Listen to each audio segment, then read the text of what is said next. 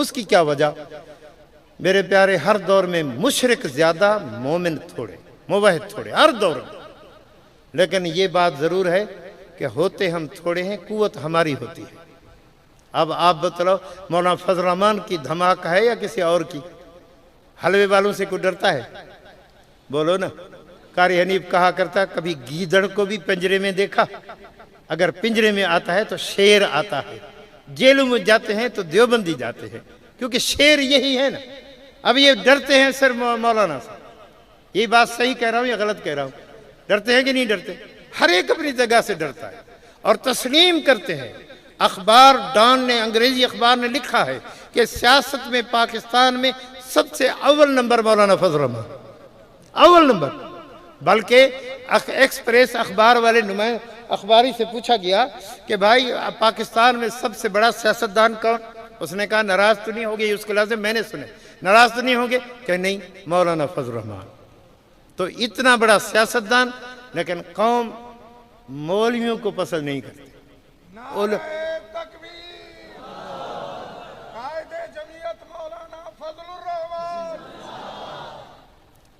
پتہ نہیں کیوں پسند نہیں کرتے۔ میں سمجھتا ہوں میرے شہر میں ہر وڈیرے سے کسی غریب کو تکلیف پہنچی ہوگی، مجھ سے کسی کو تکلیف نہ پہنچی ہوگی، کسی کو، نہ امیر کو نہ غریب کو، بلکہ مجھے تکلیف پہنچی ہوگی، میں نے کسی کو ایذا نہیں ہوگا۔ مولوی جب آئیں گے تو مزہ پر بعد میں پتہ پڑے گا، کیا علماء کے آنے سے فائدہ پہنچے گا۔ چند عرصہ افغانستان کی حکومت کو تم نے دیکھا، کیا مزہ تھا۔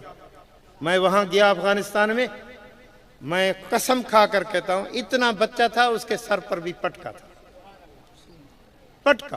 اور نماز کا اچھا بھیک مانگنے والی فقیرنی کو دیکھا، اس کے ہاتھ پر بھی جرابہ پہنا ہوا تھا، سر سے لگا کر پاؤں تک کوئی چیز نظر نہ آتی تھی، ہاتھ بھی ننگا نہیں تھا۔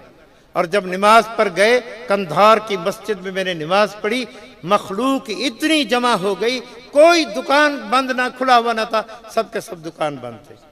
مولانا لقمان صاحب فرماتے تھے کہ میرا بھانجا گیا افغانستان، ادھر بوتل لی، ادھر ہوا اللہ اکبر، تو دکاندار نے بوتل چھین لی، کہتا رکھ ادھر بوتل، نماز کے بعد پینا۔ اس نے کہا میں بوتل پی لوں، کیا مجھے جیل میں جانا ہے کیا؟ رکھ ادھر بوتل۔ تو اسے بوتل چھین لی، پانی پینے کی اجازت نہیں، اذان کے بعد فوراً نماز پر چلے گئے۔ ہمارے علاقے کا گجر صاحب بڑا آدمی ہے، بہت ذمہ دار ہے ہمارے علاقے کا، وہ گیا ادھر، اس نے کار کھڑی کر دی ایک جگہ پر، چلا گیا شہر میں، گھومتے گھومتے واپس ہے تو کار نہ تھی، وہ پریشان ہو گیا، کار کہاں چلی گئی؟ تو اس نے ایک سپاہی آ گیا، کہتا کیا بات ہے؟ کہتا میری کار کھڑی تھی۔ کہتا پھر تیری کار کھڑی غلط کھڑی تھی، جاؤ وہ کھڑی ہے اپنی کار اٹھا لو۔ کوئی کسی کو تک چند وقت میں، لیکن شومی قسمت مسلمان کو نبی کا دین راس نہیں آ رہا، جانتے بھی ہیں کہ عزت ہے، روٹی ہے، کپڑا ہے، مکان ہے تو قرآن میں ہے۔ اللہ تعالی ہمیں توفیق عطا فرمائے۔